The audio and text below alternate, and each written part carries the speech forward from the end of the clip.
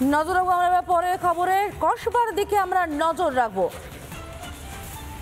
কসবা ল কলেজের ঘটনার পরেই কি নিয়োগ নিয়ে তৎপরতা? 2022 সালে কলেজ সার্ভিস কমিশনের মাধ্যমে শিক্ষাকর্মী নিয়োগের আইন তৈরি হলেও তা কার্যকর করার প্রক্রিয়া শুরুই হয়নি গত 3 বছর।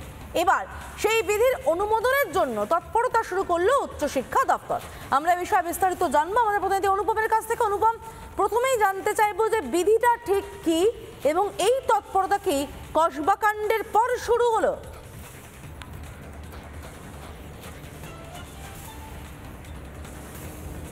দেখো, তোমার প্রথমে যেটা জানাবো যে সূত্র মারফত যেটা আমরা খবর পাচ্ছি যে উচ্চশিক্ষা দপ্তর এ বিষয়ে তৎপরতা শুরু করেছে।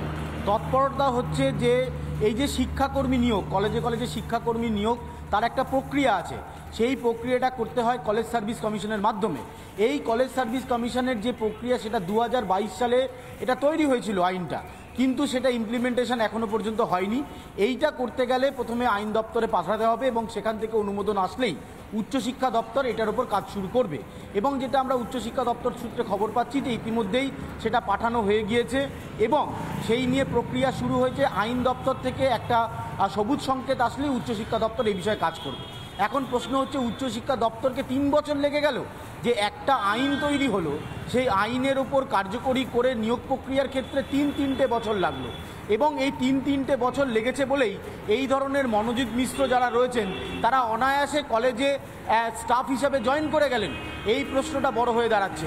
শুধু মনোজিৎ মিশ্র নয়, গোটা পশ্চিমবঙ্গে বিভিন্ন কলেজের যে খবর আমরা পাচ্ছি যে যারা তৃণমূল ছাত্র পরিষদ করেছেন, 3 বছর ধরে কলেজের ইউনিয়নের সাথে অতপ্রতভাবে যুক্ত, তারাই শেষ পর্যন্ত ওই কলেজেই নিয়োগ প্রক্রিয়া পেয়ে গেছেন। কিন্তু এটা যে কতটা বৈধ কতটা অবৈধ সেটা নিয়ে প্রশ্ন উঠছে। আর নিয়োগ কারা করছে? নিয়োগ করছে গভর্নিং বডি।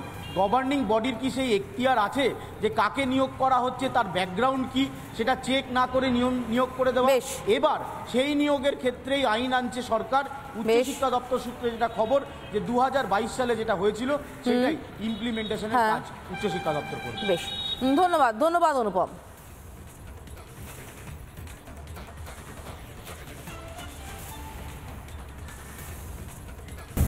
নানা ধরনের কন্টেন্ট দেখার জন্য লাইক করুন, শেয়ার করুন আমাদের ফেসবুক পেজ, সাবস্ক্রাইব করুন আমাদের ইউটিউব চ্যানেল।